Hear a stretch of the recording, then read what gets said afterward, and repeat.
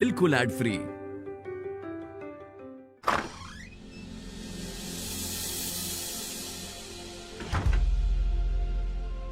मोहन जी, हमें जब भी आपकी जरूरत हुई है आपने हमारी मदद की, क्योंकि हमें ऐसा लगता था कि आप हमें समझते हैं, पर आपको सच में ऐसा लगता है कि हम चोरी कर सकते। हाँ हो तुम चोर।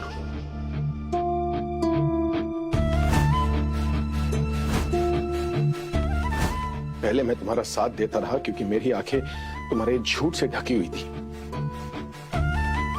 पर अब नहीं। अब मुझे पता चल गया है कि तुम एक नंबर की धोखेबाज हो।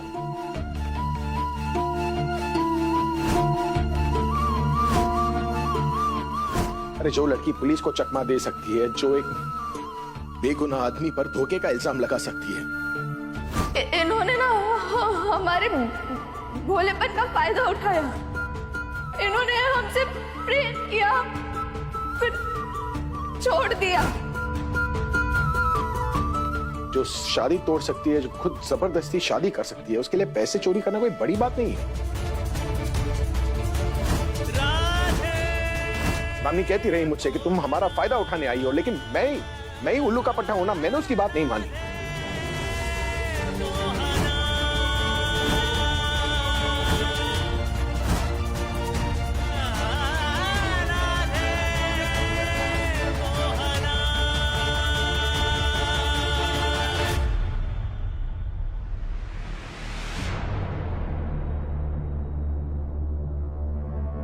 ये क्या कर रही हो राधा? रो रही हो? ये सीखा है तुमने भगवत गीता से, बाके बिहारी जी से?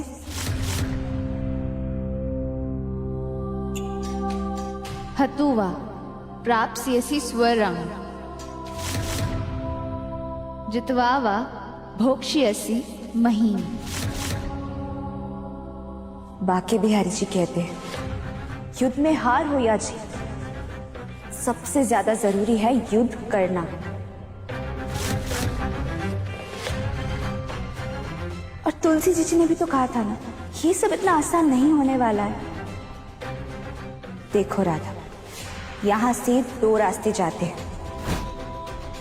पहला ये, क्या तो तुम मोहन जी की बातों का बुरा मानकर रोती रहो, और दूसरा ये कि प्रण चाहे कुछ भी हो जाए तुम हार नहीं मानोगी।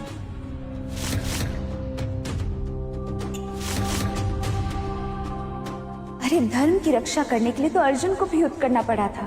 तुम तो केवल मनुष्य हो। तो राधा, उठाओ अपना गंडीव और करो युद्ध घोष।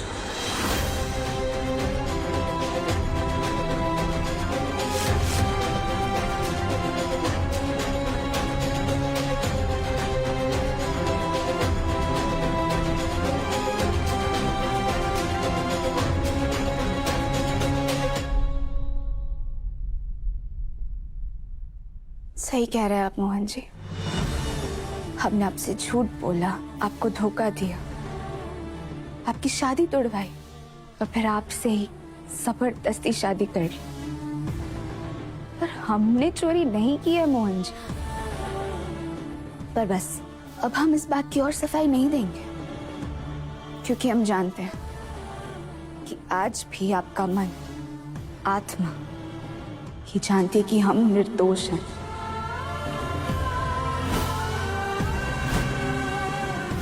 सच कहे मोहन जी, हमें इस बात का बुरा नहीं लगा कि आपने हमें इतना भला बुरा कहा। हमें तो इस बात का बुरा लगा कि आपने एक गृहिणी को कम समझा। पता है, बकवास की बातें ना वही लोग करते हैं जिन्हें और कोई काम नहीं आता। तुम मुझे बताओ ना, कोई काम आता है तुम्हें? कोई जॉब, कोई नौकरी कर पाओगी तुम? दुनिया की सबसे बड़ी नौकरी ना एक गृहिणी की होती है मोहन जी। आदमी के हाथ में तो सिर्फ कमाने की जिम्मेदारी होती है, पर एक गृहिणी के हाथ में उसके घर, सास ससुर, बच्चे, रिश्ते, रसोई हर चीज की जिम्मेदारी होती है। और नौकरी की बात करते हैं ना, तो फिर सुनिए, जब घर वालों का मन देसी खाने से भर जाए तो बड़े बावर्ची की तरह विदेशी खाना बनाना सीख लेती है। जब घर में आमदनी कम हो जाए और खर्चा ज्यादा हो जाए तो एक महाजन की तरह एक एक रुपए का हिसाब करना सीख लेती है। अगर बच्चे को पढ़ा ना पाए तो एक अध्यापक की तरह पढ़ाई के लिए समय सारणी तो बना ही देती है। और एक गृहिणी इस दुनिया की सबसे बड़ी विद्यार्थी होती है, क्योंकि वो कभी भी कुछ भी सीख सकती है। और अगर फिर भी आपको हम किसी से कम लगे तो आज हम बाकी बिहाजी की कसम खा के कहते हैं, एक दिन इतना काबिल बनकर दिखाएंगे, कुछ ऐसा बनकर दिखाएंगे आपको कि आप खुद हमारे पास आकर हमसे कहेंगे, राधा, हमें तुम पर गर्व है। दामिनी बनना चाहती हो?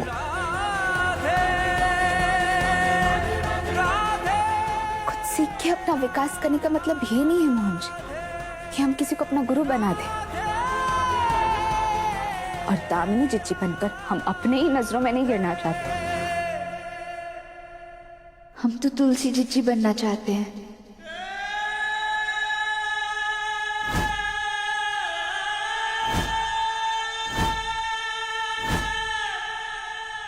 उनकी परछाई।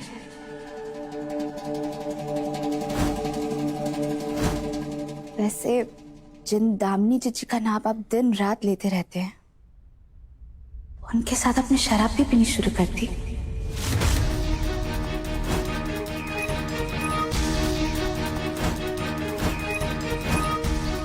तुम्हारी हिम्मत कैसे हुई मुझ पर इतना घटिया इल्जाम लगाने की? मैंने अपनी माँ को खोया, अपने बचपन को खोया, यहाँ तक कि अपने बाप से भी ना इस शराब की वजह से नफरत करता हूं मैं। हम जानते हैं मोहन जी कि आप शराब से नफरत करते हैं, तभी तो आपसे पूछ रहे हैं ना कि रात को आप नशे में कैसे थे। आपको सर क्यों घूम रहा था?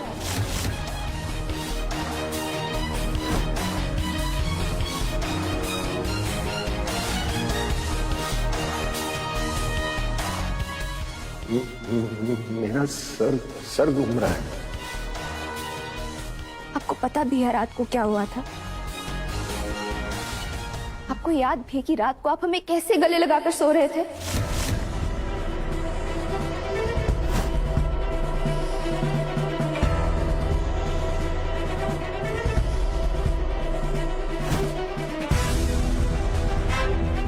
अगर आपने शराब नहीं पी थी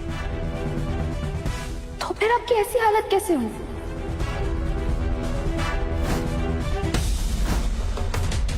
इस सवाल का जवाब ना सिर्फ एक इंसान के पास ही है मोहन जी, और वो है दामिनी जिज्जी।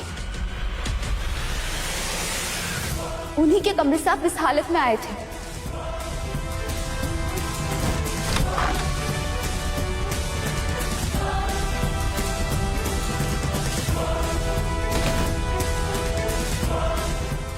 तो जाकर पूछिए मोहन जी, कैसा क्या पिलाया था दामिनी जिज्जी ने आपको?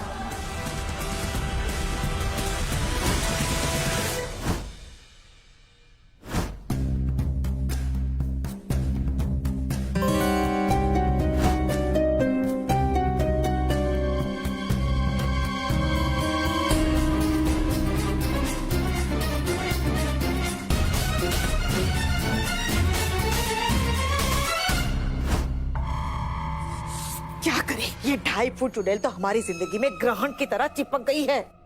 क्या बोल रहे? क्या पिलाया था तुमने मुझे कि कल रात में नशे में था? पकड़ी गई दामिनी, अब मोहन इसे पटक पटक कर मारेगा। मोहन, मैं ऐसा क्यों करूंगी? क्या बोल रहे हो तुम? देखो, मुझे पता है तुमने कुछ तो किया है। राधा मुझे कह रही थी कि मैंने शराब पी है, पर इतना तो मैं भी जानता हूं ना कि मैं नशे में था। अब तुम मुझे बताओ कि सच क्या है। बस जाके राधा से पूछो ना, जिसके साथ रहने के लिए तुम रात को मुझे अकेला छोड़कर चले गए थे। उसी ने पिलाया होगा तुमको कुछ। और मुझे एक बात बताओ मोहन, क्या प्रूफ है तुम्हारे पास कि तुमने रात को जो भी पिया था वो तुमको राधा ने नहीं मैंने पिलाया था? और तुम इस राधा की बात पे भरोसा कर रहे हो जो अभी अभी चोरी करते हुए पकड़ी गई है मोहन, जिसे झूठ और धोखे के अलावा कुछ आता ही नहीं है। दामिनी जीजी, धोखेबाज हम नहीं आप है। पता नहीं रात को आपने हमारे पति को क्या पिला दिया था। मैंने नहीं, तुमने ही पिलाया होगा। चुप हो जाओ यार तुम दोनों। इतना तो मैं जानता हूं कि कल मैं नशे में था, किसकी वजह से था ये नहीं पता।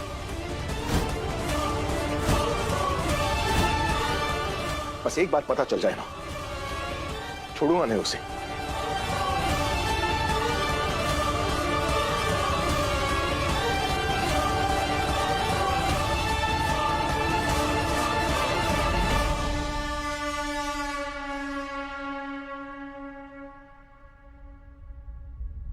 हम आपके रास्ते पर आधे पहुंच चुके हैं दामिनी जीजी।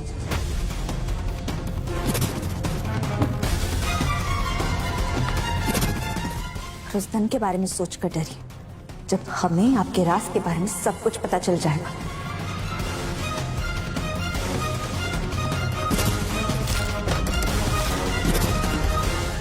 क्योंकि उस दिन मोहन जी आपको नहीं छोड़ेंगे।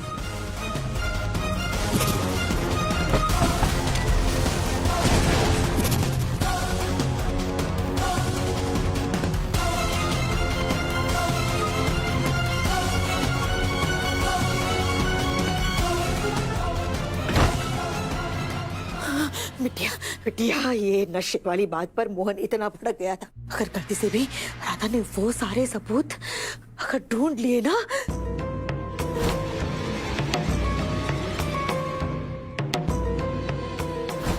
और मोहन को पता चल गया तो हम दोनों की गर्दन काट देगा। मुझे भी इसी बात का डर है अम्मा। अगर मोहन को सारा सच पता चल गया तो हमारे अतीत का सारा काला चिट्ठा खुल के सबके सामने आ जाएगा। प्रभु,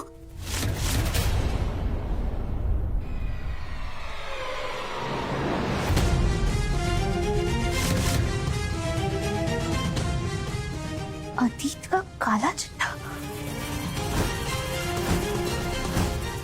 हमें बार बार ऐसा क्यों लग रही है जो राज ये दोनों छुपा रही हैं वो तुलसी जी की मौत के साथ जुड़ा हुआ है।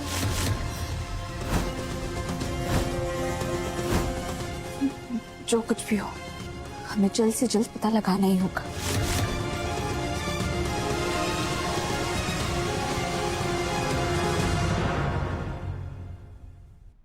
थैंक यू राधा, तुम मेरी मौत के राज से पर्दा हटाओगी तभी तो मुझे मुक्ति मिलेगी।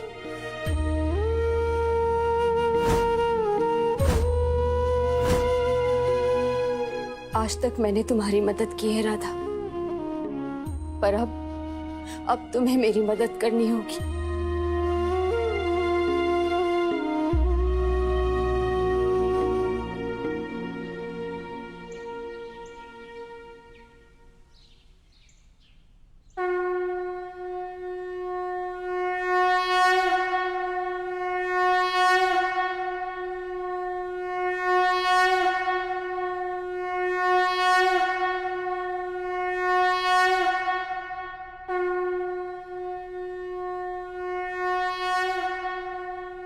शंख की आवाज।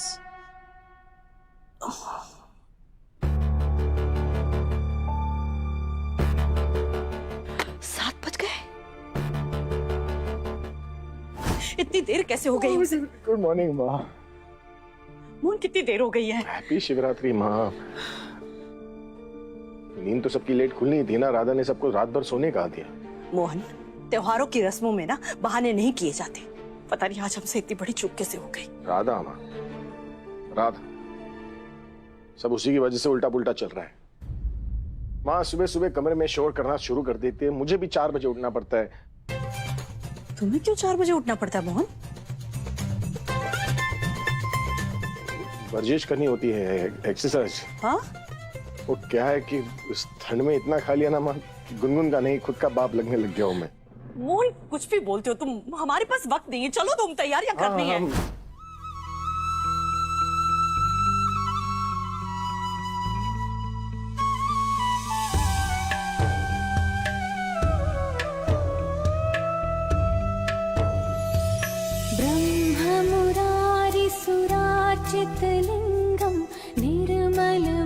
प्रकाशित शोभित लिंगम् जन्मज दुःख विनाशक लिंगम् तत्प्रणमामि सदा शिवलिंगम् देवमुनि प्रवराचित लिंगम् कामदहन करुणाकर लिंगम् रावण दर्प विनाशक लिंगम् तत्प्रणमामि सदा शिवलिंगम्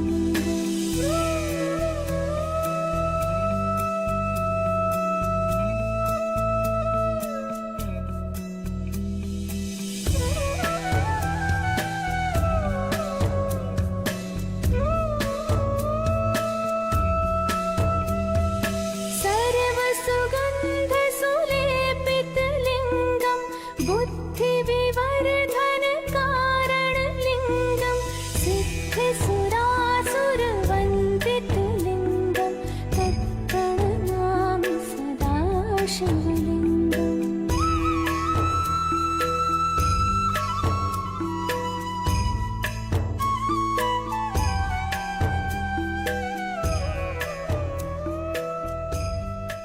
जादूगरनी है ये माँ, जादूगरनी। हैप्पी बर्थडे शिव जी।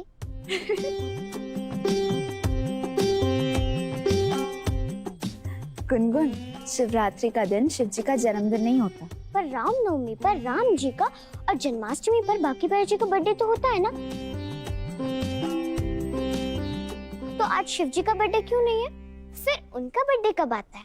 महादेव जी जन्म और मृत्यु के परे हैं गुनगुन। उनकी ना ही कोई शुरुआत है और ना ही कोई अंत। तो फिर शिवरात्रि क्यों मनाई जाती है? आज के दिन शिव जी और पार्वती जी का विवाह हुआ था, तभी तो हर साल आज के दिन शिवरात्रि के रूप में इन दोनों की शादी की सालगिरह मनाते हैं। यू मीन शिव जी और पार्वती जी की वेडिंग एनिवर्सरी? ऐसा ही कुछ। जो नई पीढ़ी हमारी संस्कृति, हमारे संस्कार सिखाए, बिना कहे सारे काम कर ले और सही से करे, वो गलत कैसे हो सकती है? आप जो सोच रही बिल्कुल सही है। राधा बिल्कुल वैसी नहीं है, बहुत अच्छी है राधा। मोहन, हमसे कहीं कोई चूक तो नहीं हो रही? गुनगुन, आप जाइए, हम अब भी आते हैं। ठीक है राधा। ऐसा लगता है जैसे राधा जादूगरनी है।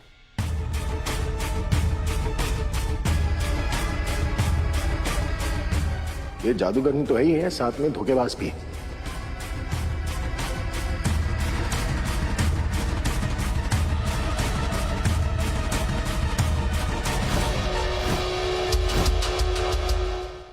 और नहीं तो क्या देखा कैसे अपनी पार्टी बदल ली इसने। सारा दिन बाकी बिहारी जी के कैंप में रहती थी, उन्हीं के भजन गाती रहती थी, और आज शिव जी की पार्टी ज्वाइन कर ली।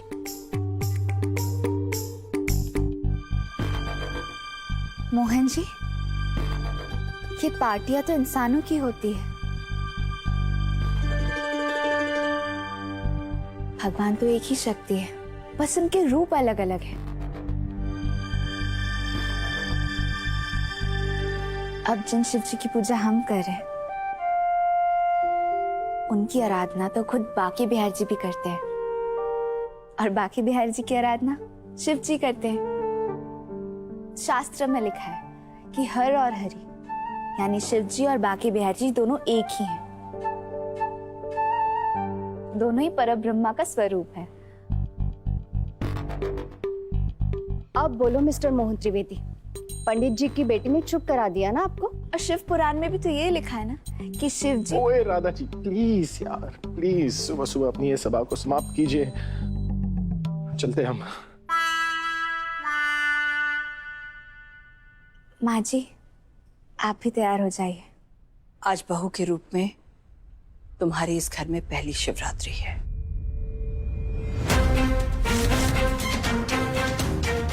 चढ़ावा भी चढ़ाया जाएगा। हम उसकी तैयारी भी कर देंगे, आप आराम से तैयार हो जाइए। तैयारी तो मैं करूंगी इस नई सास बहू की जोड़ी को हमेशा के लिए तोड़ने की।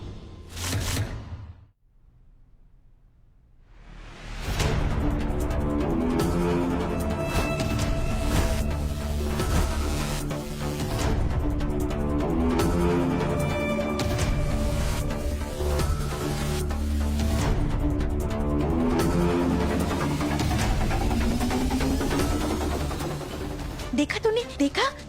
तू सोती रह गई और वो ढाईपुर चुड़ैल हमारे शिव जी और बाद में ये कद्दू दोनों को प्रसन्न कर लिया। मैं बता रही हूँ आपको मम्मा, ये कद्दू ना बहुत ही जल्द राधा के साइड फिर से जाने वाली है। मम्मा, इससे पहले कि कद्दू वापस से वो चाबियां राधा के हाथों में दे दे, हमें अपना काम खत्म करना होगा, समझ रही हो? हाँ, चल चल चलते हैं। अरे काम खत्म करते हैं ना।